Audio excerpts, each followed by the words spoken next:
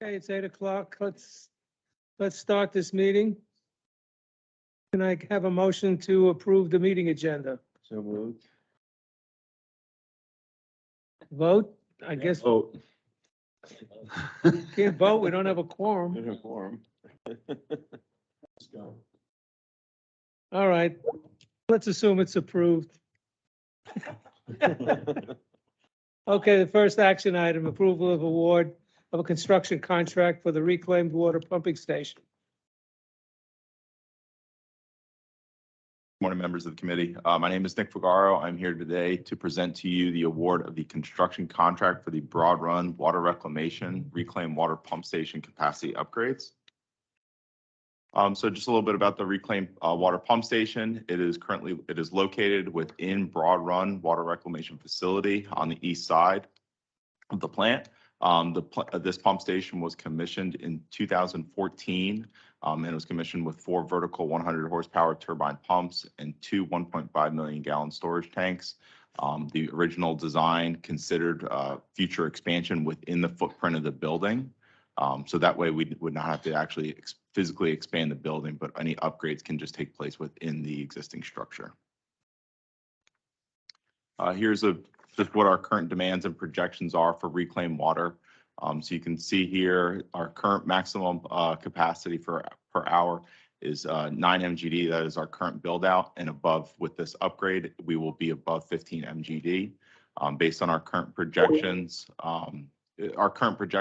for 2023 and beyond is based on applications that have already been submitted. And so right down at the bottom, you can see currently, this is when we are projecting to complete this pump station upgrade, which is nearing what our capacity will be.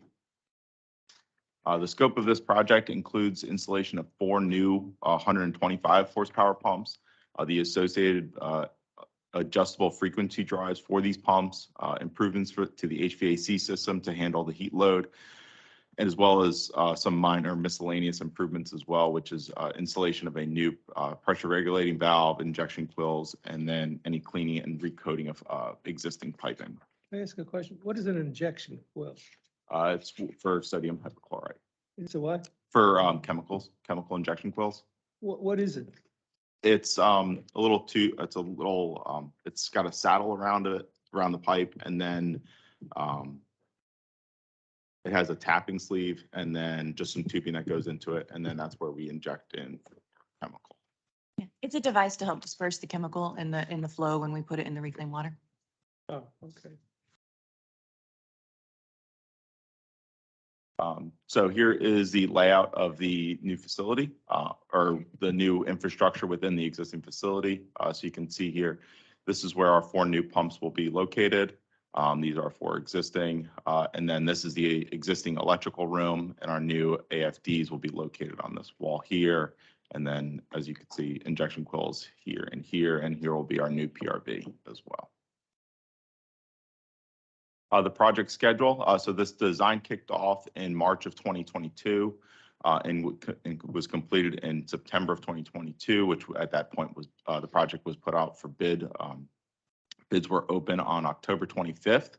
We are anticipating construction to start in Q1 of 2023. There is a 540-day duration of the project. Long duration is due to a couple factors, one being the lead time of some of the major equipment.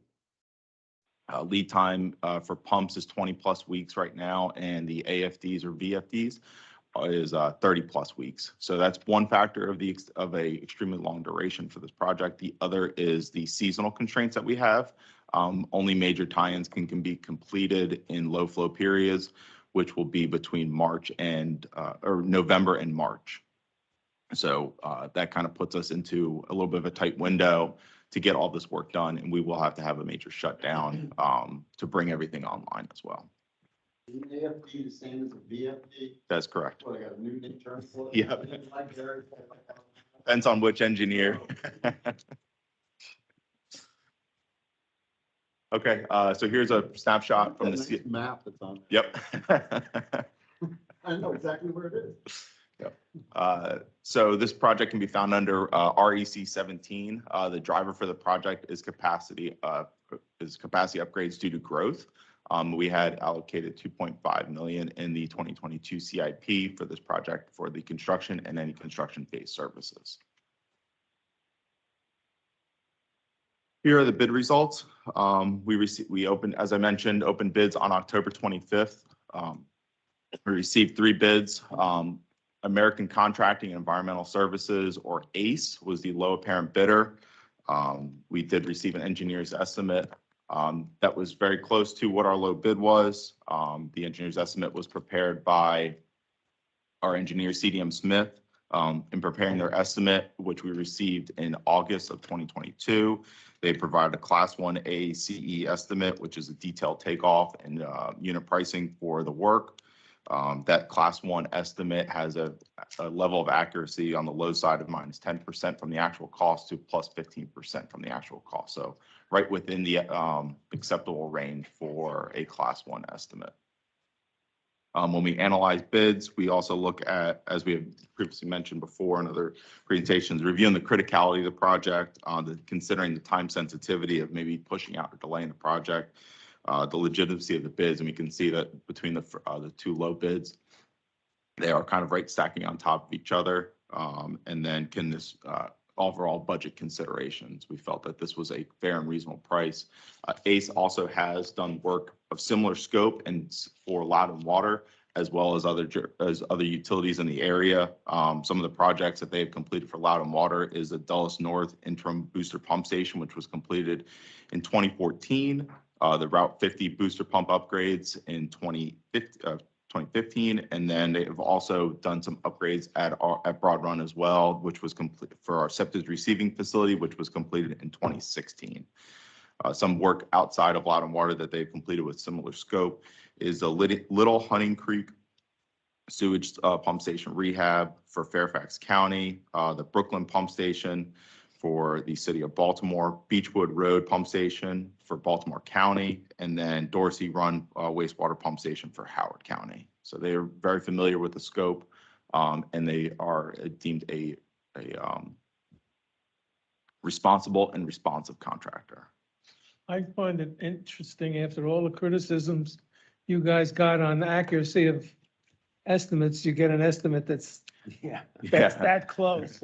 Yeah, and CDM Smith, they did provide their estimate back in August, so when they were wrapping up the final design. And they also have their own construction arm to help kind of QA, QC their estimates and try to make sure that we're getting the best, most accurate level of for an estimate. Are the estimates public information before the bid? No. Okay. And did we hear from Keith? Yes, Somebody who And came up. that was a man that he is on his, did any estimate of time? he's in Leesburg, so probably 20 minutes. Okay, I guess we'll have to, we can just postpone this for 20 minutes to actually vote on it.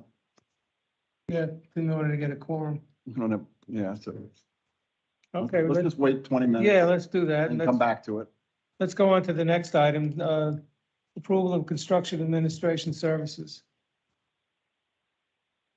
We'll have to assume Keith read this last night. I'll give him 5 minutes to go through it. It's kind of, it's We can do a quick. not really. It's something you think of. All right, good morning, everyone. I'm Rick Zafel, and I'm here to seek approval of a task Turn on order. your mic, or It should be on. Oh. Here, let me get closer to it. I'm sorry. did you change these speakers like you were going to, Michael? Yeah, we rezoned it, yes. Okay, good. Is that better? Much better. Much better. Okay. Okay, so I'm here to seek approval of a task order for construction administration services for the Broad Run reclaimed water pump station capacity upgrades. This is kind of the companion request to Nick's request to seek authorization for the notice of award. So jumping into our presentation here. So the purpose of the construction administration services there's several of them. Obviously, one is to support the Loudon Water PM in delivering the project. Another one is to ensure that we get good quality construction and that the contractor is complying with all the contract requirements. CA Services also help us to leverage the consultant expertise. And this is particularly important in this case because this is a retrofit project. So the work has to happen on an operating facility and it has to maintain operations and incur all the impacts of construction, but still meet permit. And also we will, because it's a retrofit project, it helps to have the design consultant have that continuity and provide the CA services. So that's the case with this request. And then the last goal for construction administration services is just to reduce Loudon Water's liability and risks of exposure during construction. Those are some of kind of the classic pitfalls that you would possibly have during a construction project. And so the CA services help to minimize the likelihood of those pitfalls. And so as we move into the different services that fall under CA services here, I've got two groups of services. On the top here, I've got the construction phase services that you would typically see in a sort of a menu of services here. And so in this group of construction phase services, you see things like shop drawing and submittal reviews. You have your payment application and change management support. You have things like claims review, RFC responses, and record drawing preparation at the end of the project. And then in our second group of construction phase services, this is the operational support services. So these services are intended to help make sure that the facility operates correctly as intended and as designed. So the first group gets it built, and the second group is intended to ensure successful operation. And if we look here for this project, that shows the lineup of services that we are seeking to support the construction project. So there's about 15 different services or different disciplines that we're seeking here. And we're going to get into those a little bit more here in a minute. Let me move on here to the cost. So I've got, again, my two groups of services here in this table, and the individual cost of each of the respective groups of services, as well as the percent of construction cost. So we've got 8.3% of construction for the construction phase services, and then 5.2% for the operational support services. And so they combine for a 13.5% total cost of construction contract value. And so if we look at our metrics on the bottom, you see that we've got two categories. We've got major infrastructure projects that Loudon Water has done in the past, and that's the typical range of CA services. And then at the bottom, we've got our minor facility upgrades, and that's the typical range of CA services. And this project definitely falls in the minor facility upgrades at less than $2 million. So we're pretty much in line, almost dead center of the range that we've historically seen for CA services on the smaller projects at Loudon Water. So let's go a little deeper here into the cost. Okay, so I've got up here a table that shows the construction phase services, and it breaks out all the different services. And again, these services are intended to get the project built. So these services help to facilitate and ensure contract compliance for all the mechanical, electrical, instrumentation and control, plumbing, HVAC improvements that are involved with this project. And so I've got the services there, very similar to the menu slide that I showed a couple slides ago. I've got the individual cost for the different services there, and then the percentage on the right of the total CA budget. And again, we're at 8.3% of the construction cost with these baseline construction phase services. Okay. And then we skip ahead here to the operational support, the second group of services. And these services are intended, again, to make sure that the facility is operating correctly. It's been built correctly. Now it's operating correctly, that Loudon Water is comfortable taking ownership and taking on operation of the facilities for years to come. So these services are important, and they're especially critical for this particular facility because this pump station it provides the pressure to make the reclaim distribution system work. There is no elevated storage in the reclaim distribution system, so this pump station has to operate to maintain pressure to our 44 customers and keep them in reclaimed water. And so it's all the more important here. And also, again, as Nick mentioned, we're going from 4 pumps to 8 pumps in this particular pump station out of necessity. And so this station will be a little bit more complicated with 8 pumps. The 4 new pumps are a slightly larger size with a little bit more capacity. And so for the control system to manage all 8 of those pumps and, you know, maintain pressure to the distribution system, it's a little bit more complicated. And so collectively, these services are intended to ensure that we accomplish that and even make the system better, make it more robust. And so I've got the different services there listed on the left side of my table. Again, a lot of this focuses around startup and commissioning, PLC and SCADA programming, training the owner, documentation of new updated O&M manuals and things like that. And I've got my individual costs in the second column, and then again, percent of total CA budget on the right side. And just again, we're at 5.3% of the construction cost with these particular group of CA services. Rick, Yes. question for you real quick. How long do you anticipate these operational support services being in effect after the facility's built? So they would start somewhere in the second half of construction because the engineer would start to write the programs for the PLC and the SCADA programming, and they would start to gear up for commissioning because that's going to happen during the second half of construction. They'd also be preparing, say, their training documentation and putting together the lesson plans and things like that. And so a lot of this would occur during the second half of construction, and then perhaps just a few months, perhaps beyond the end of construction to cover some of the closeout and finalization aspects, final documents and things like that. Okay, so mostly it's running concurrently. Mostly running concurrently, but latter part of construction. Great, makes Yes. sense. I have a question that's related to this. The flow in the reclaim system during the day, is it relatively steady or does it vary like our regular system? Do we know that? I think I would it's, think that the flow in the reclaim system must be pretty steady.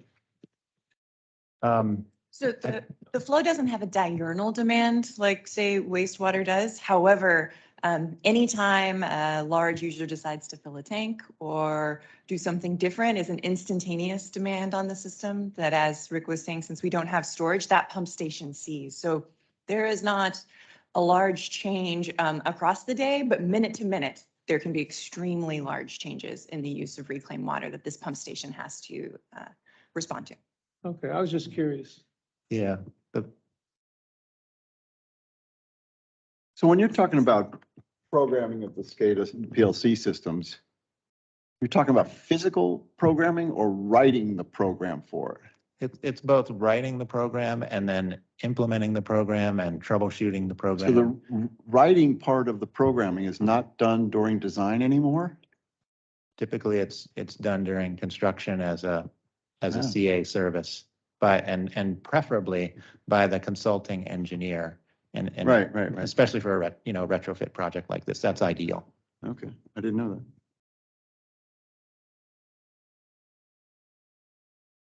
Okay, I'll jump to the conclusion here. So here's my formal recommended motion. Again, just to point out, this is a not to exceed time and materials authorization that we're seeking. And I will be glad to take any further questions. Now that we have go ahead. What I've been hearing is this is being done in anticipation of. What I'm hearing is this is being done in anticipation of future growth. Where is that growth we think is coming from? Just data centers? It's mostly data centers. Yeah, so we have approximately 44 customers, mostly data centers on the reclaim system right now. And, in the future, we're going to see that go up. So that's the intent of this, this pump station, to serve that need and to meet that need. And, like Kendra said, the demand of one data center can be pretty heavy on the system, depending on the activities that they're doing at the data center. And so we need to be prepared to maintain pressure to those customers. Do you have any for their- intelligence on whether these data centers are going to be air cooled or water cooled and how the technology is changing and so I forth? think it's a mixed bag Mixed on bag. that, but I think we're in step with the future data centers that are liquid or water cooled. And so that's kind of the target for the expansion of this pump station, is to cover those future data centers here. Thank you. And so as Nick mentioned, the next 3 years is actual data centers applying. They have plans in with Loudon Water, so we know exactly how big they are, exactly what cooling they're going to use. So in this period where we know we need this, these are real applications that are here, not predictions. Okay, all right. Thank you. Any other questions? Well, now that we have a quorum, I guess we can go back to the previous item. You should probably vote on this one first. Vote on this one Yeah. first. Do I have a motion? Second, I'll second it. And vote on. Mr. Chairman, I would request just somebody would I was read it. just gonna say that, we should read it. Okay, I'll read the motion. I move the board approve a task order for construction administration services for the raw water pumping station capacity upgrades project to CDM Smith for $258,300 with an approximate 5% contingency to be controlled by the general manager for a total authorized budget of $271,000. Additional costs will require board approval. And the motion is to move this to the consent degree for the board, consent item for the board. Do we get a vote?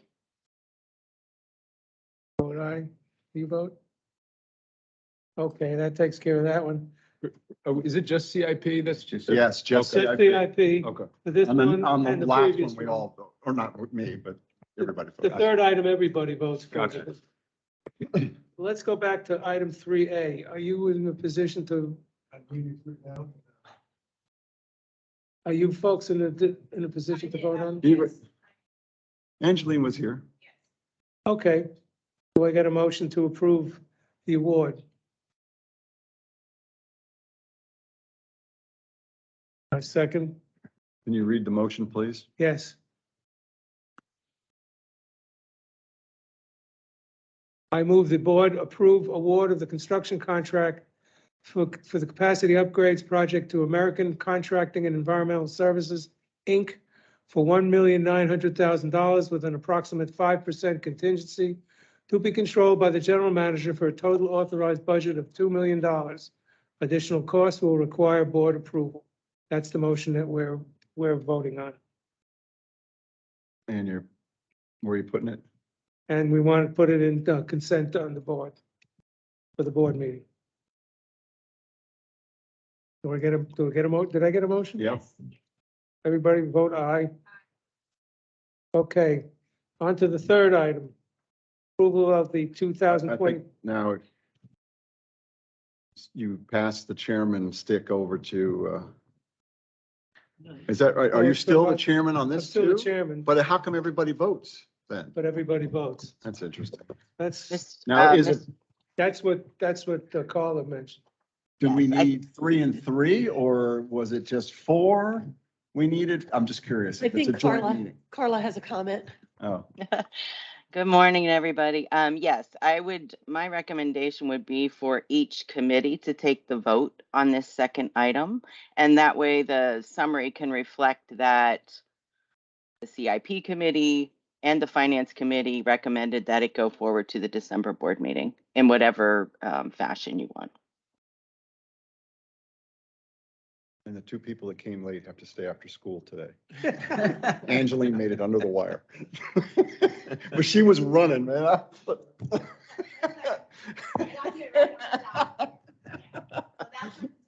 No, just Keith and Brent. Right on the board, I will not. It's right on the board 25 times. I will not be late. we're gonna do the budget, or not the CIP.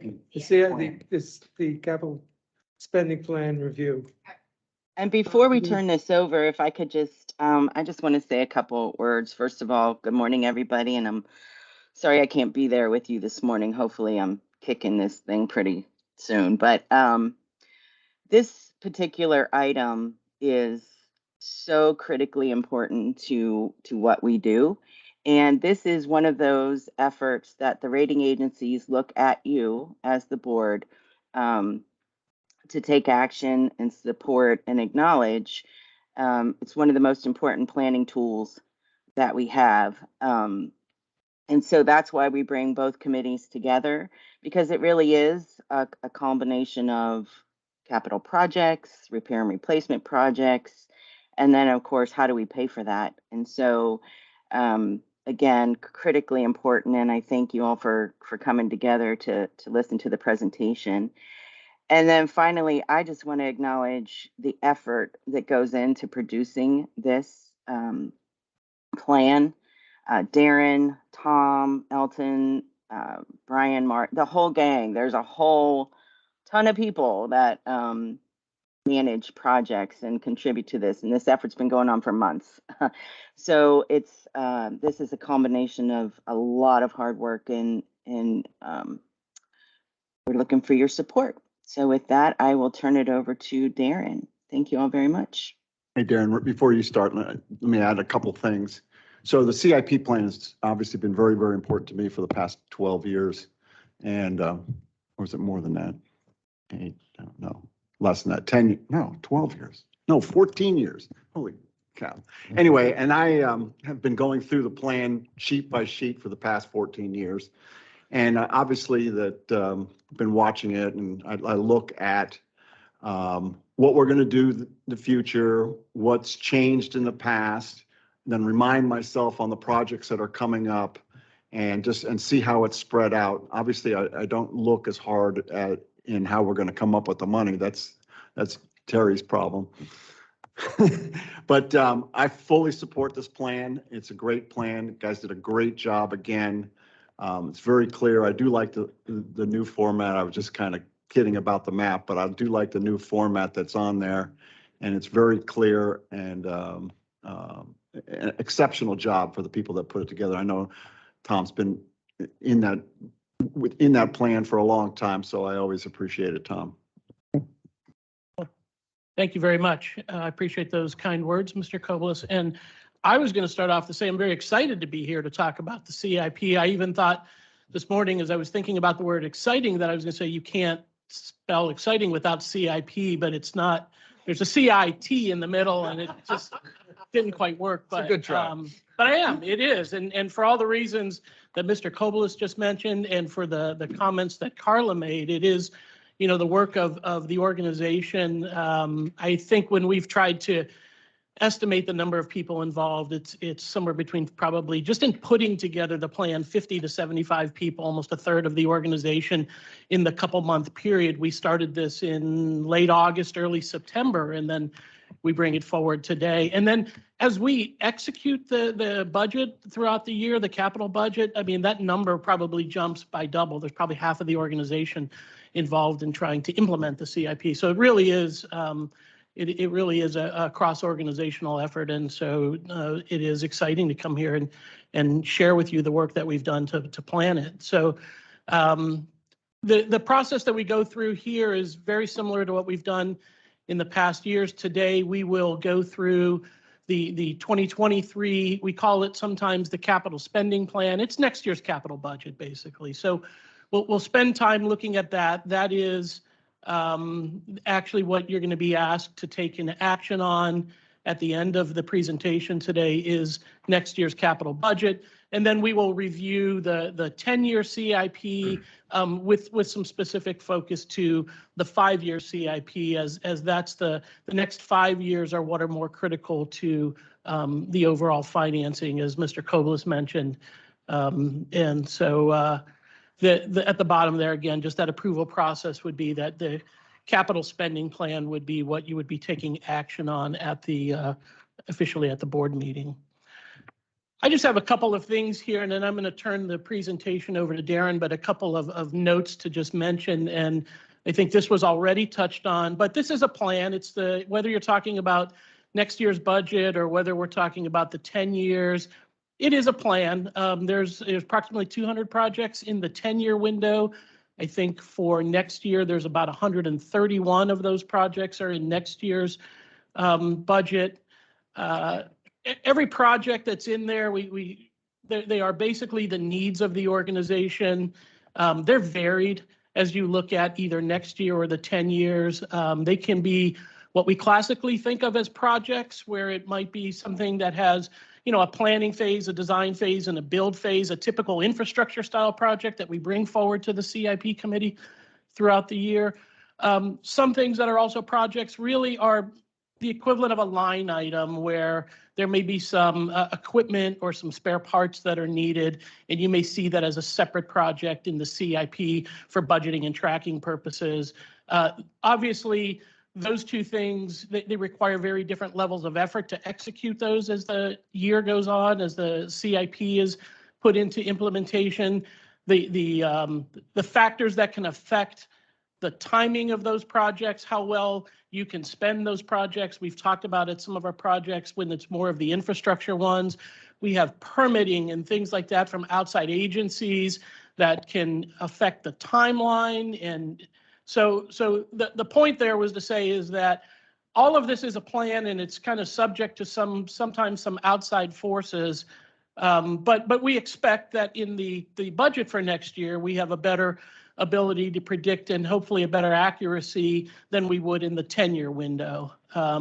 And all of these projects as they're brought forward, especially as we think of next year's budget, we're bringing forward what are the priorities of the organization. When we do this sort of cross-organizational work through August and now, that is everybody working together to try to come up with identifying what the needs are for their departments, what the level of effort and cost is going to take for next year to implement that. And we're trying to mix and get the right priorities for the organization. Every year, we identify more needs than we really have the ability to implement. And so we do defer projects regularly to try to make sure we're putting together as best we can a budget for next year that we feel is implementable.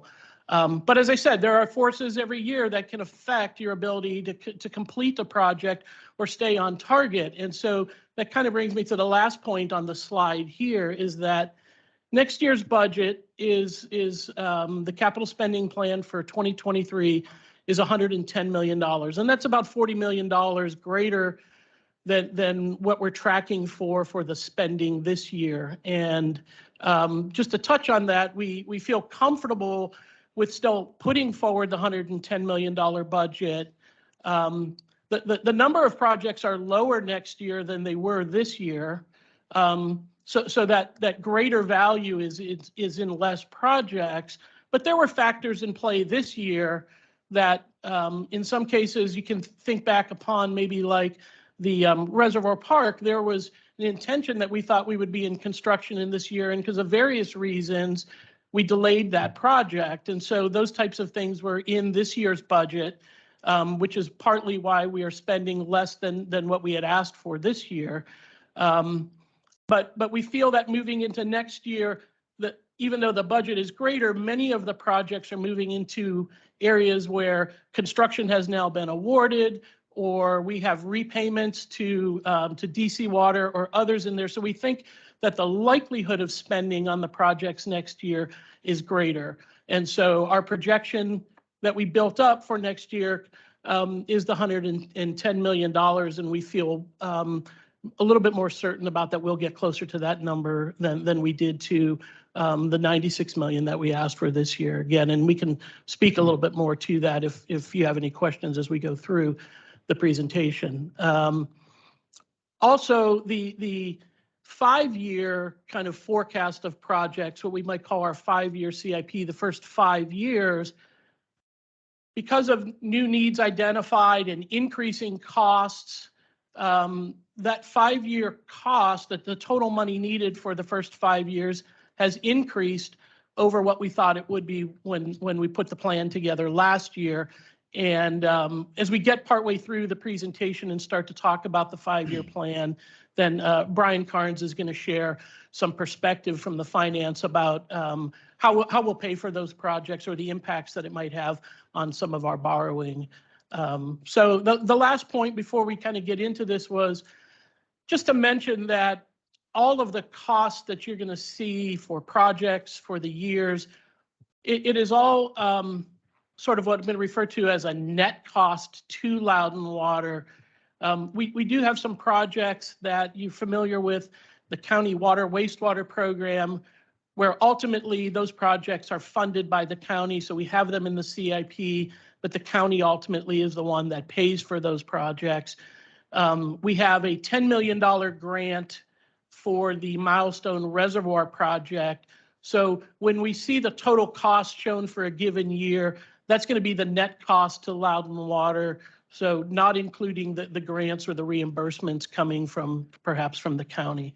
So we do have copies of the costs in other ways, but what we just included in the presentation was really just sort of the net cost to Loudon Water. And I think with that, I'm going to turn it over to Darren, unless anybody has any questions on what I just went through, and I'd be happy to take those. I have a question. Yes. Chairman. And this might be in the presentation, so I apologize if I didn't look ahead. But do we break down the 110 million for next year in expansion capital cost versus replacement capital costs? Not in the presentation, we haven't broken it down that way. Okay. But we certainly have that information though. All right. I'm just curious whether our ERC projections for data centers cover, just in my mind, how are we doing versus user rates covering those expenses? So we can see that at some other point.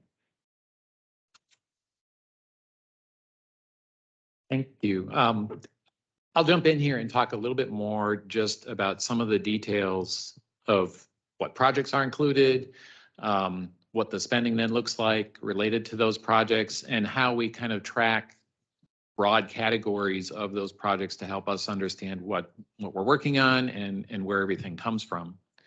So you can see in 2023, our capital spending plan, these are the projects we have the most kind of definition about, the most certainty to, as Tom spoke to, and it's about $110 million.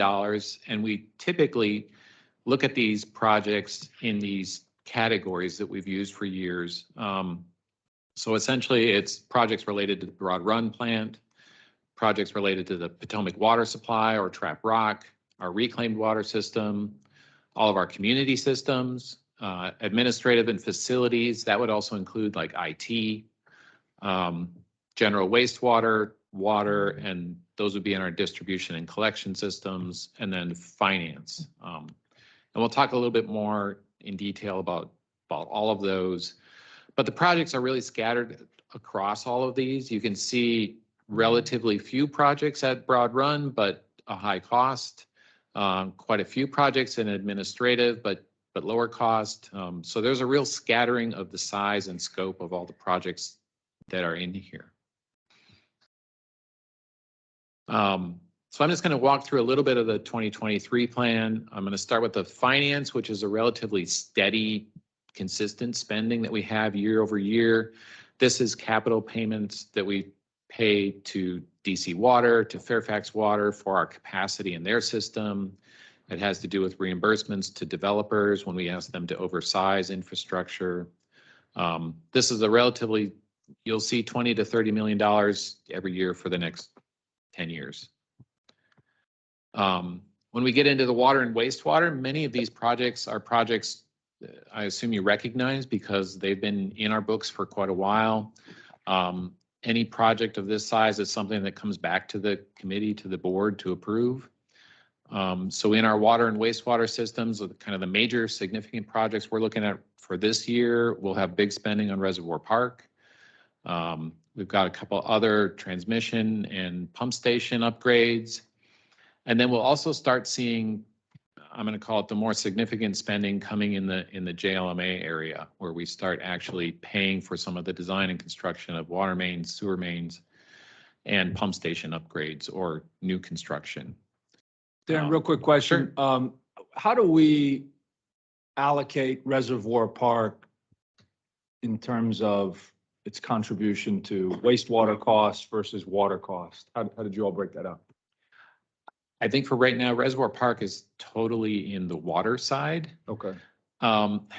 Yes, and sometimes some of those projects, it's a little fuzzy.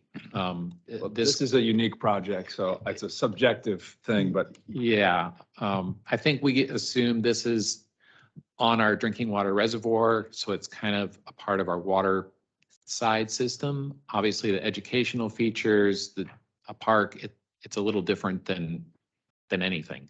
Yeah. Thank you. Yep. If you look in the reclaim system and the community systems administration, you just heard about the reclaimed water pump station and the spending that we expect for this year. The community systems, you're going to start seeing a lot more spending over the next few years related to regulatory upgrades. So there's a lot of different drivers that come in here. The ammonia removal, that's kind of a regulation-driven project. The reclaimed water pump station is really a growth-driven project. The meter replacements, kind of a rehab/IT project to improve their abilities.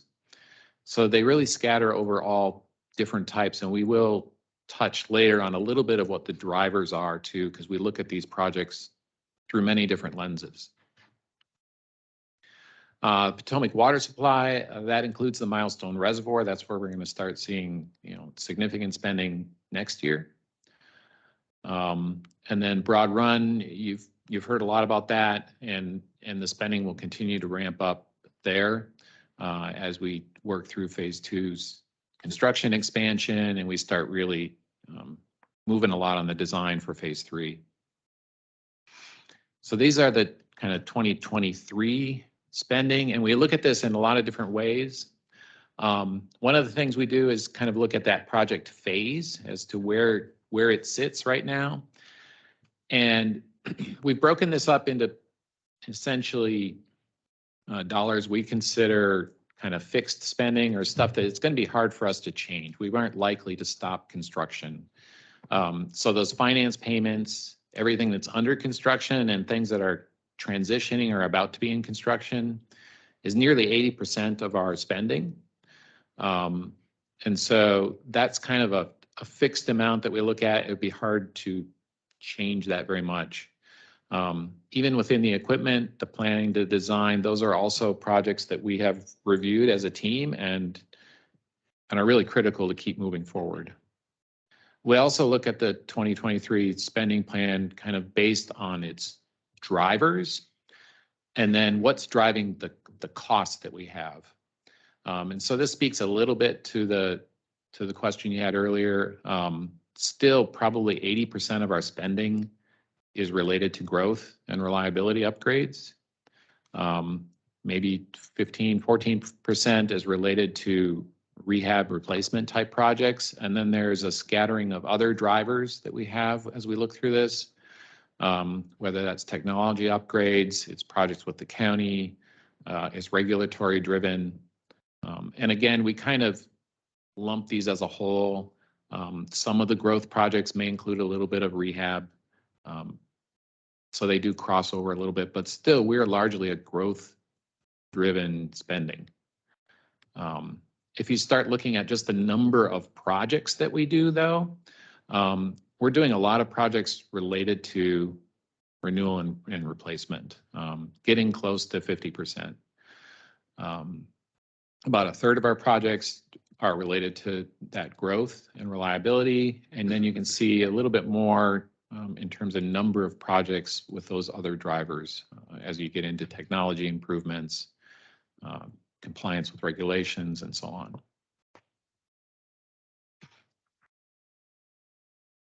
So, sure, Mark. Before we get into the next. So I have a question for Alton and a question for Mike back there. Alton, on the water, the new water treatment plant, we put that, how many MGD is that plant designed for right now? Currently, it's 20 MGD. And now we put that new tank in, that second tank in, because it was cheap to do it then. Does that take us up to 40 MGD with the second tank? The second clear well Okay, good. is for build out to 40. Okay, good. That's what I thought. And Mr. Beardsley, I know you're sleeping back there. No, I got a question about SAP. I think it's more in the 5-year plan. We start paying for a new upgrade on it or a replacement, or we're not thinking about going to a different system, right? We're just going to upgrade the existing SAP system, right? Okay, because if you remember the disaster we had when it was put in, you just don't want to go through that again. I remember it well. We're not planning to do anything other than upgrade SAP. That's Okay, correct. excellent. That's all I got. I forgot to send you an email about it, and so that's why. So that 2023 plan is where we have the most certainty, but then we also obviously look at our 10-year plan, which gets to be a little bit visionary, and that's a good thing so that we can adjust as conditions change, as growth changes. This plan will definitely change from year to year. And then the 5-year plan has a bit more certainty, and that's really the key, I think, for Brian and finance that they look at as we go forward. So if you look at the 5-year plan, much in the same way with the same categories we did with the capital spending plan, excuse me, the 5-year plan adds up to about $670 million. That's a good increase over what we had prior, and I'll talk a little bit about that. But you can see relatively consistent spending. And if you start looking at kind of the color coding there, you can see we still have significant spending at Broad Run as we move through construction. The dark blue, the next one from the top there, is the Potomac water supply. That's largely the quarry project, Milestone Reservoir. And if you look down at kind of the greens and blues through the middle there, the water and wastewater, a lot of that is related to the JLMA. And some of the costs we're starting to see related to that. And then, as I mentioned, the financial payments are relatively consistent, gray bar across the bottom. If you look at that first 5 years, you can see we've increased a fair amount over the past, what we did last year. And if you kind of look at that same 4-year trend, there is a significant, increase in spending. Some of that's due to how we have phased or moved projects around. Obviously, some of that $95 million we didn't spend this year, it's getting pushed into next year. We've decided to change some of the schedules on Broad Run, and JLMA costs are becoming more certain. Yeah. Sorry for the interruption. So I had a few questions here. One is, when you look at the difference in the costs here, we are also estimating and countering in inflation as well, right? Because we want to look at not only the present value, but the future value of it as well. So we prepare the whole CIP in today's dollars. We don't inflate the project costs annually. But this year we have, because we have a better understanding of some of the impacts right now of the costs due to the current economy, those have been factored in to revise the individual project costs. But we don't calculate, we don't project costs like to a midpoint or so forth. They're just done in today's dollars on a year-by-year basis. I believe any sort of adjustments that would be made in the financing of those projects, perhaps it would be done on the finance side by Brian. But when we put them in the CIP, we just put them in today's dollars. okay, so thanks for that. But when we are when we're looking at the difference in cost, what I'm trying to understand is what other, taking the economy and how the inflation is, plummeted. We want to make sure that we are able to counter all that into the cost, right? Yeah, and I think that's what I'm saying, on a project by project basis, as we have better information on what the real cost of a project would be in today's dollars, we update that in the CIP.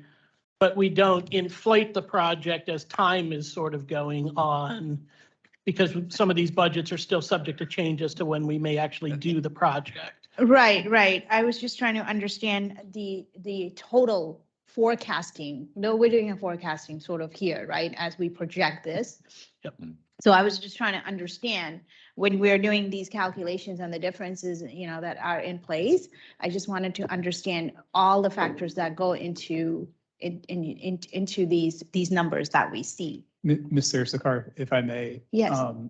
If we think of the plan and the board's adoption of the 2023 capital spending plan, so next year's plan, that's where the most certainty exists right now. And I think what Tom is speaking to is this next year is a great example because we're revising figures that we had put into the plan this time last year. And some great big examples in this plan are updated estimates on Broad Run, JLMA projects actually getting construction cost estimates in and headed forward over the next 2 to 3 years. And so those numbers are much more certain going into next year versus the longer range figures in the outer years of the plan. The plan is really more of a planning tool for those outer years where those numbers will continue to fluctuate as planning is solidified. Okay. Thank you, Walter. So we did see this increase and obviously immediately turned to Brian. And I'm gonna let him speak for a moment about how the finance has looked at this. Thanks, Darren. So we had promised you a couple meetings ago that as part of this process, we would review the 5-year plan. And so we took a preliminary look at that. We estimated year-end totals and we used the proposed budgets, the capital that you're seeing today and the operating that you saw at the Finance Committee last month. And it looks like there's minimal change to the plan that you approved earlier this year. The plan earlier this year showed a need to borrow $20 million in 2024. The preliminary look is showing a $30 million borrowing in 2026. The big reason for that minimal change is that we're saving approximately $20 to $25 million on the capital budget this year. So that's impacting our year-end cash balance. And we're also projecting to underspend our operating expenses by about $5 to $10 million. So we're looking at ending our cash balance this year approximately $25 to $35 million higher than we had anticipated at the beginning of this year. So just a couple of the assumptions in the plan, specifically on the capital side. We did assume 100% spending for 2023 and then drop that down to 90% spending for the outer 4 years of the 5-year plan. And that's consistent with what we usually do in the spring with the spending projections. So again, this is just a preliminary look. We will come back to the Finance Committee in the first quarter, as we always do, once we've had a chance to get the final year-end numbers and have asked Davenport to walk us through with this as well. Yes, sir. Your assumption in the plan, why do you assume that it's 100% of the plan? Never.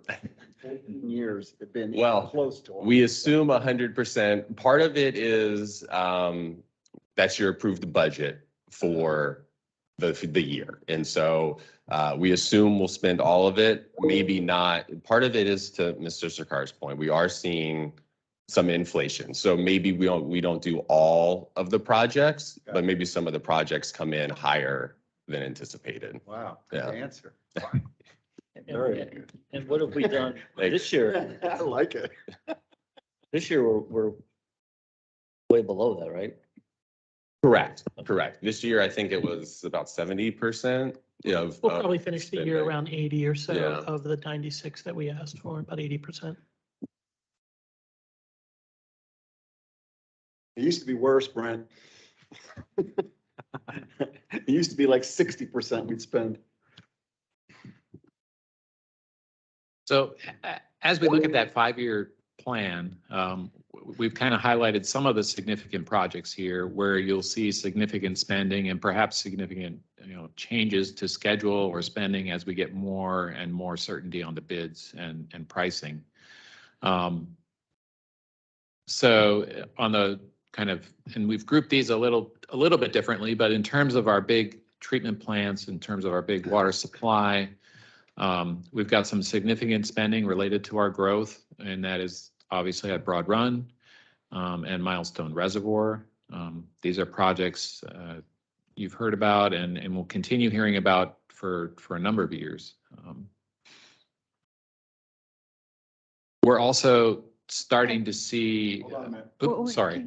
So, sorry, Oops. so if you just go back to the Oops, previous back, slide, please. please. Where it says the Milestone Reservoir, less 10 million outside the funding for FEMA grant. I do remember that we've talked about this, and Carla had talked about the FEMA grant too. So with that being said, I just don't understand that line, less 10 million outside funding for FEMA grant. I mean, I know the background context of this, but it's just that line kind of, Yeah, I don't understand. What it means is the $131 million is actually a total of $141 million being spent in the 5-year window, but the 131 that's shown is because there's a $10 million outside funding. So the net cost to Loudon Water is 131 million, but the project cost is 141 million. Oh, okay, because I didn't see that. So I was like, okay, I was doing my calculation and okay, that makes more That's a sense good now. catch, Angeline. I was just gonna say something because all we've been talking about net, I think the word less Yeah. kind of threw us off that Yeah. this could be 131 and then another $10 million less. So, Right. But it's all right. Right. No, I just, before I say something, I did want to say that we had a full understanding from all of you on that side about the FEMA, and then obviously I put a lot of intention to that. So yeah, with the less 10 million, I was doing the calculation. I said, oh, it's 10 million, okay. I'm just gonna wait for you guys to provide me the number on that because it's just a line and there's always a story behind it as to where we went, and now we understand it's 141 million. So which doesn't really like say over there, you know, it doesn't project it on the slide, but now I understand. So thank you so much. So maybe it should say net of $10 million outside funding. Yes, Yeah. yes. I think, As the question is there, so I would do Yeah. that. Yeah, thanks. I think that was just engineers trying to be accountants. Does this grant expire at any point, or is there a deadline for it? This on. There is a term on the grant, but it can be extended. So, I mean, technically it expires, but you just keep renewing it. Thank you.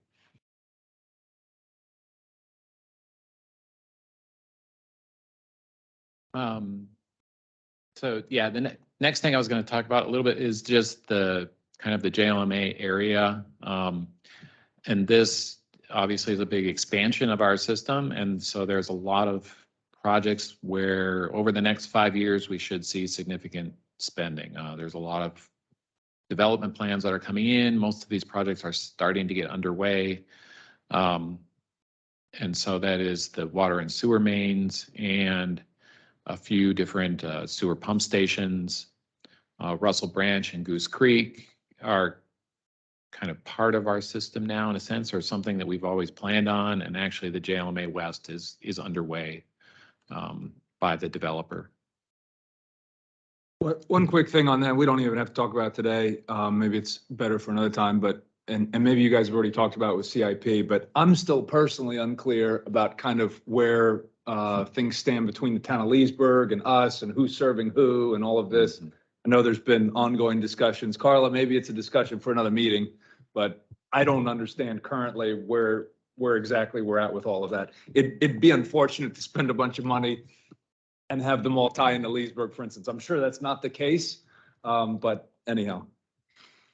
I think we can certainly, at some point, provide another update on the JLMA, but from Loudon Water's perspective, you know, we're going to follow the comp plan and be that preferred provider. And so we bring the developers in, we talk to them about timing and cost and things like that. And we're certain that we will serve the JLMA East and the JLMA West. That work is already underway. And in fact, on the JLMA East, we have an understanding, a written understanding with the developer that we will be their provider, so that we had that assurance in hand too. And we have those conversations all the time with the county. We've sort of beaten that to a point where they know that we cannot risk our customers' money if something is going to change. So to the extent that we've gotten assurance as much as we can, yeah, we've worked on that. But point well taken, and we can certainly put that on an agenda for a future update. Things are always moving along there. And is there an understanding with Leesburg that's the case? I'm sorry, I didn't hear. So for instance, is Leesburg still trying to get Microsoft's business, for instance? Well, Microsoft is currently served by the town of Leesburg. And so that's their provider right now. That was already in the works before the comp plan was changed. Our direction to the county and or anyone who wants to be served by Loudon Water, such as a Microsoft or another new development, come forward and talk to us, because we are sort of your first choice. So we're not out sort of shopping those customers per se, but certainly conversations take place with a number of developers in the JLMA, and those sorry, I'm confusing myself, but yes, we're having those conversations with any development in the JLMA and going through updates, the planning, what's required, cost, etc. And so again, we have those commitments on the west, JLMA West and JLMA East. I hope that answers your question, Mr. Campbell. I'm sorry. If I can perhaps add, in the example of the JLMA West, which is where Microsoft is located, it's actually being done very strategically, progressing in the most immediate location west of Trap Rock. Those projects are being built by developers in an outward fashion, and then we are controlling the next segment of the infrastructure extension that goes across Microsoft out toward the transition policy area that was added to us. So we really control that segment, and we know we have to eventually get out there to serve that TPA area. So, you know, again, probably for another meeting in more detail with maps and everything, but we are, you know, doing this in a very strategic way. So, well, and Carla makes a good point that they're already tied into Leesburg, which I had forgotten, but you know, it's 300 some acres that they have there. Right. Are we anticipating that we're going to serve the bulk of that as they develop over the decades? Or are we thinking, no, Leesburg's going to be providing service to that campus? Again, it's kind of by circumstance. We have to cross them. We have to obtain easements from them. In return, they've requested, can there be stub outs here for the future? Unknown. And of course there can be. And so we had to incur the cost to go across their property either way. So you're Right. saying we're not out whether they connect or don't connect. And you're right that there are future phases. It's the first two phases that Leesburg is connected. For their multiple future phases, they are working with us on easements. They're providing easement. So it's going to be set up very well for them to be able to make that choice in the future. Okay, that makes sense. Thank you. Just one more. I just heard that there's Alton, you said there's a transition policy in place now, right? For the Microsoft. No, actually, I was referencing a county policy area, Uh-huh. a zoning area Right. that was added to our central service area with a change in the 2019 update to the county's general plan. So it created a little island of service area that we ultimately have to serve as our infrastructure moves out that way. Yeah. And to get to that area, we have to go through the JLMA to get to it. And there is a significant development that is underway, the Yeah. Village at Clear Spring, that we're working with to serve that. So there would be a transition policy in place for that, right? Well, the transition policy area is a specific, you have the suburban policy area, and then there is a transition policy Yeah. area in between that and the rural policy area that that is part of our system and we are basically required to serve. Are we aware of that? Like, are we aware of that policy or we just know that there's a We're policy? well aware. Yeah. Okay, so either of you, can you stay back after this? I would like to see a copy of that, or can I just request a copy of that if it's possible? Sure. Yeah, thank you. At the risk of extending the discussion, though, I would like to just share with Mr. Campbell that the notion that we don't know the certainty or timing of growth and when it's going to connect, we deal with that all the time. Obviously, in the JLMA, it's got a little bit of a separate twist to it. But to the extent we can phase in projects themselves, the infrastructure, pump stations can be built for initial flows. And then as timing goes on and the flows increase, then we can build in more capacity into those. That's a typical approach we would take, obviously, in these projects. So some of these costs here for the sizing of these pump stations, they may be the ultimate build out cost. And then ultimately, if that's not the amount that we need to build on the first phase, then you might not realize these full costs that's upfront. So that's how we can attack it.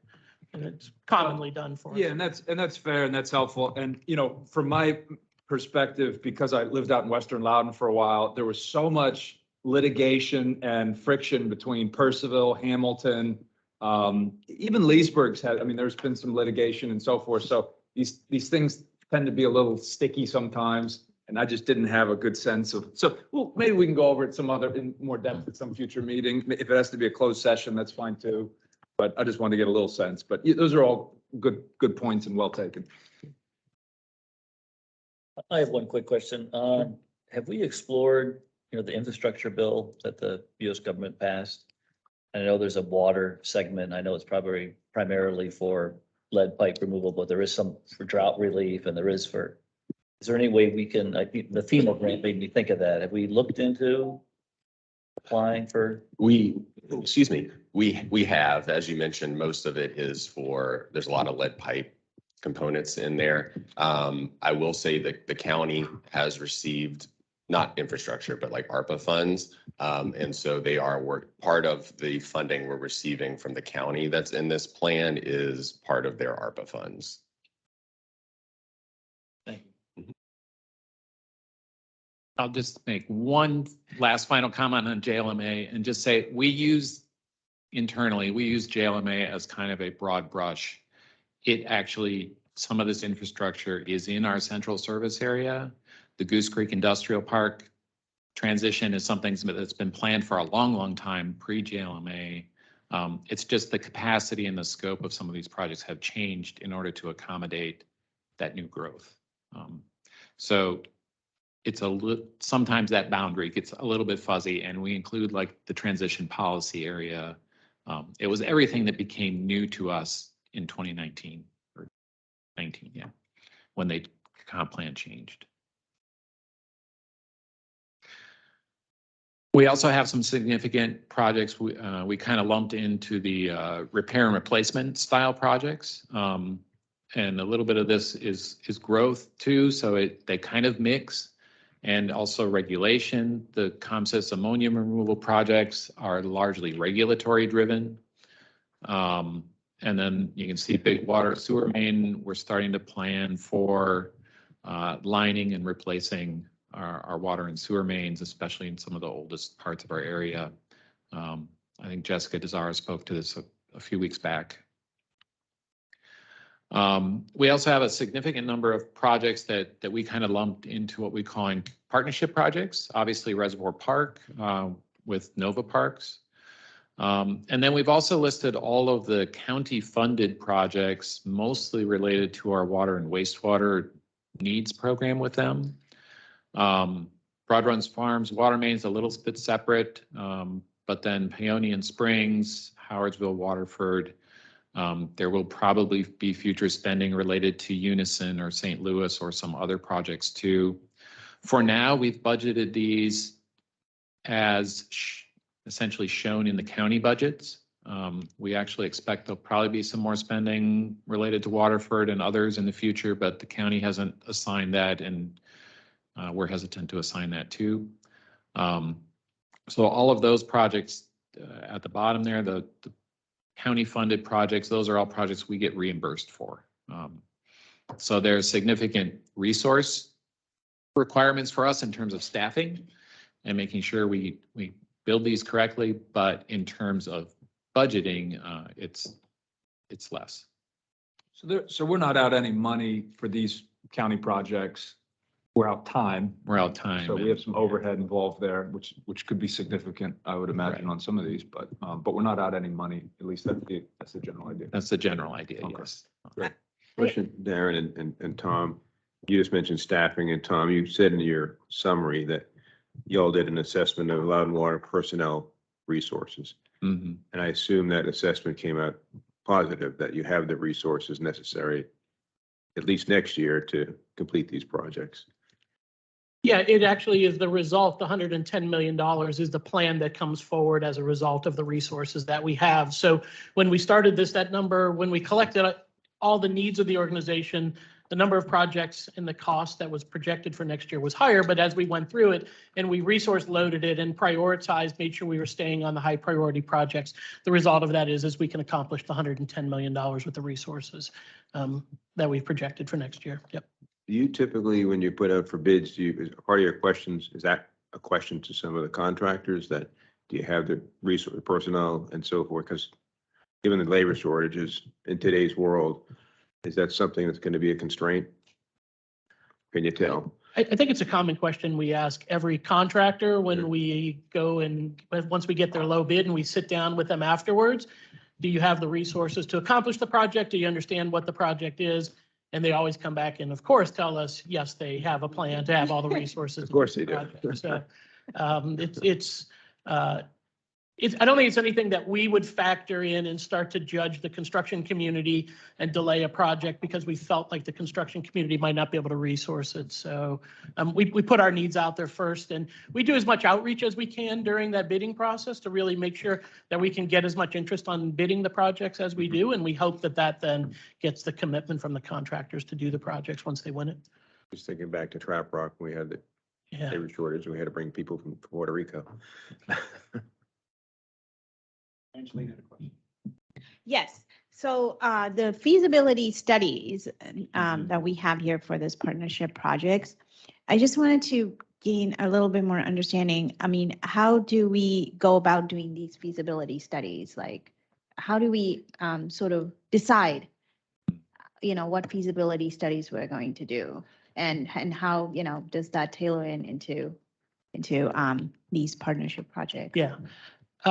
There's an actual application process that the county has set up, and we worked with them to create the program. I think 2016 might have been the very first year that this process was put into place. There is, between January and March, communities can come forward and apply to the county for some assistance with what is a water wastewater need that they perceive that they have. And then there is a review team that consists of staff at the county, and Loudon Water participates in that. And there's an initial review done of the applications and ultimately a determination made to determine whether or not there's really a valid enough sort of indication that it can qualify for a feasibility study. The county really leads that process, but we do heavily participate in it.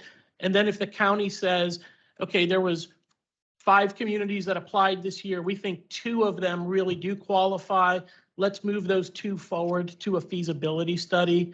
Then the feasibility study is a technical study for the most part. So we, Loudon Water, take the lead in that study with our consultant and the county and the community being customers along the way. And so it's really kind of a joint determination. We've got a budget of around $150,000 to $200,000 for each feasibility study that we just put in based on past experience. And so this 0.6 million over 5 years is really just making an assumption that I don't remember the exact math. A couple of them come up per year, right? And that we would assume that then we would staff those and they get reimbursed by the county for them. Okay, and thank you. That is such an excellent answer. Yeah, I would had other questions related to that, but you already answered that. So thank you so much. Is the 0.6 million, that really threw me off with the feasibility study. I thought feasibility study and it's, okay, I just need to get a better understanding on that. So thank you. One quick question. I'll pick on Paonian Springs because it's right where I live. So the county gives us 23 million or whatever. And then about how much time does Loudon Water, that we don't get reimbursed for take? I mean, are we talking $1 million or are we talking like $500,000? I mean, what percentage do we have of our time for that period? I mean, that's like a 20-year program, I'm sure. Nobody wants to jump out on that one, I could tell. I mean, Do you want me to take a stab at answering that? I mean, Anybody? I mean, off the cuff, try to answer that. I mean, we'll have at least an FTE and a project manager, off and on, maybe half-time throughout a given year, working on whatever Okay. phase of the project. It's not significant is what you're saying. No, and it's really in the upfront as the project is starting to Right, get defined, right? Once we can get to a defined project and there's scopes that we can develop, then we can put that on paper with the county and get reimbursed for those phases. But we need somebody during construction phase because we want it built the way we want it built too, right?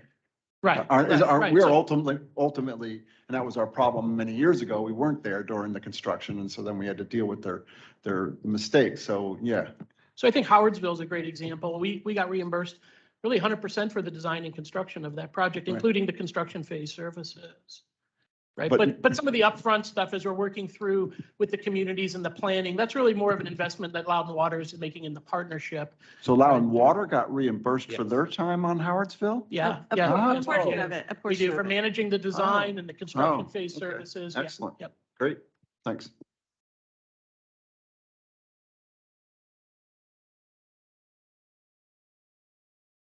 Just a couple more slides.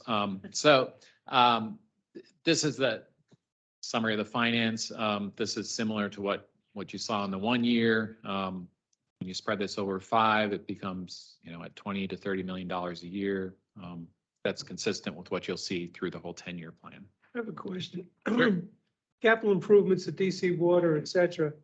Are these new projects that they are charging us for, or is this a steady requirement? Yeah, so DC Water, I think the budget for next year is about 14 million. They send us a letter every year in the last quarter of the year telling us what their capital budget projection for our expenses are for the following year. And so they bill us quarterly. And so, yeah, these are new projects, or they could be projects that they've been working on and we're just continuing to pay as they move through the process.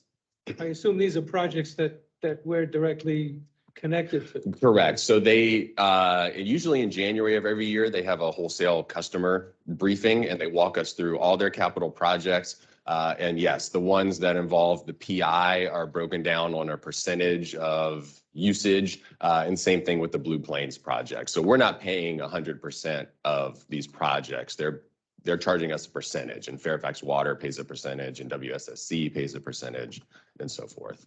So we pay a percentage of the treatment costs for entire Blue Plains.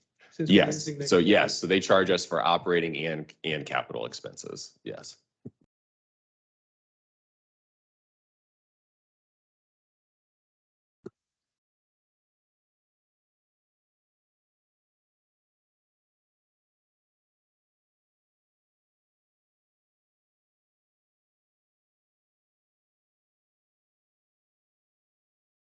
Where's that factored in?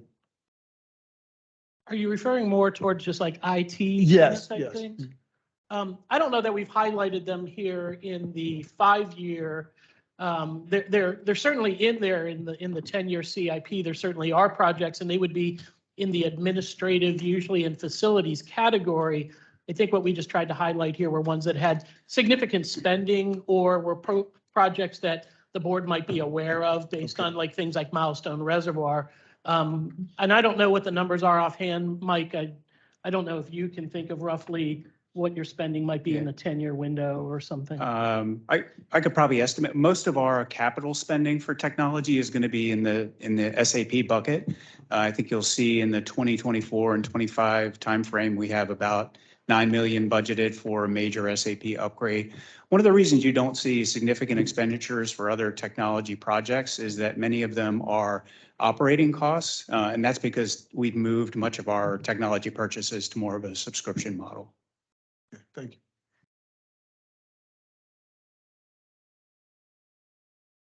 So the kind of last couple slides here will just show you the what it looks like on a 10-year window. If you remember from prior years, it looked very much similar to this. The spending here, we've really worked hard to look at our resourcing over this year and for the next couple years to try and see, can we get these projects done? And that has kind of helped to, I don't know, level out the spending a little bit over the future years. You can still see that the Broad Run expansion in the later years is significant. As Kendra mentioned the other day, there's probably still some flexibility in when exactly that happens as we watch growth and as we watch our increases in flows and loads. And then similarly, I think there'll be a little bit of flexibility in how the water and wastewater progresses, largely related to the pace of development in the JLMA and those new growth areas. If you take a quick peek at how this kind of looked like last year versus this year, you can see there is that fairly significant increase in the overall spending. Some of that is just simply recognizing inflation and higher costs. Some of that is changes to our phasing of and scheduling of projects.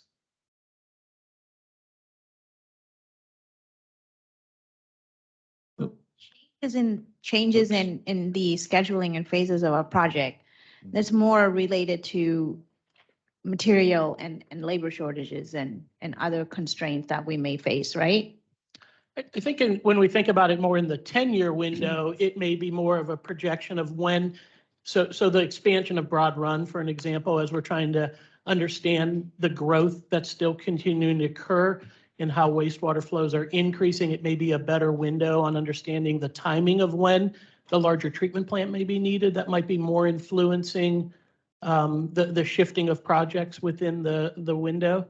So the supply chain related issues and understanding that economy that we have right now, maybe in the first few years influencing the timing of projects and maybe the shifting of them, but not over the 10-year window, because the projects in the later years are still much more fluid in understanding even what our needs are, yet alone what the timing of them are. Right. And most of the time when we do purchase materials for the projects here, we factor in, other constraints that we may face, right? So we're not always, not every project that we can, get abundant of a supply and material, but when we do, right? So. That's correct. Right. So yeah, supply chain, CSRM, I don't want to factor that much in. There's just so much complexity about that from COVID. I'm personally, on my personal side, I'm reading a lot of studies on that. So I don't want to talk about that right now because that's just a conversation for another date and time. Thank you. So one more, just to kind of highlight that there is a fair amount of outside funding, especially as you get toward the 5-year plan. Most of that is what you saw before on the county projects reimbursement that we have. So I know that Brian and the finance team, they look at it from kind of our total spending, what's our cash flow need to be, and net, how does this actually impact Loudon Water? What do we need to pay for? This is the first time we're over $1 billion? Yes. That's what I thought. Yeah, last year we were at about 970 million, and now we're up to whatever 1.3 billion or so. And with that, I can close. I guess what we'll do is each committee can vote out. As Brent seems to like, I'll read the recommended motion. This one's for the CIP committee. I move the committee endorse the 2023 capital spending plan as presented and forward to the board for approval in December. Do I have a motion? Take the motion. Second? Everybody vote? Aye. Okay, the next one would be, I don't know if Terry wants to take. You don't care have of to this one. repeat it, Terry. Say, does he have to repeat it? Yes, I'm just kidding. Go ahead, Terry. Yeah, Robert's rules. I'm kidding, it's fine, but. Good idea. I move the committee, the finance committee, endorse the 2023 capital spending plan as presented and forward to the board for approval in December. Second. All those in favor? Aye. And for both of you, it's under consent? Yes. Can we do the consent where if someone has a question, remember, we did that in the past, we put it on consent, but I think you can send an email to the one Say it person again. that's out. The member can always pull it off a consent. Yeah. action. right, but just to remind them of that. Yeah. if they You have to do want. it ahead of time. Yeah, ask them, ask, Okay, So yeah, like Jim Bonfield and Bill Myers are out, so I think you can send them the question, right? yeah, and I'm pretty sure Yeah, I think. Jim is all on board on this. I don't know about Bill, just to but, give them the yeah, opportunity though, yeah. at the Right. meeting, that's all. Okay, I'm fine with that. all right. Well done. Yeah, cheers. That is the most thorough thing that I have seen in years. That is really good. And I can understand how it, you were mentioning how many people it took to put that together. Yeah, Kudos- we had the kudos, question. as they Here's say. the answer, so that's great.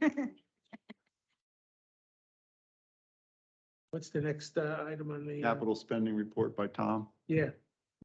I lost the, All that clapping distracted you. yeah, capital spending monthly. Just sharing with you that the current spending, as you can see, is tracking just a little bit ahead of where the mid-year reforecast was. And if anybody has any questions, I'd be happy to take them. No question, hearing no questions? Do I have a motion to adjourn? That's it? So moved. Everybody want to adjourn? Vote? Thank you.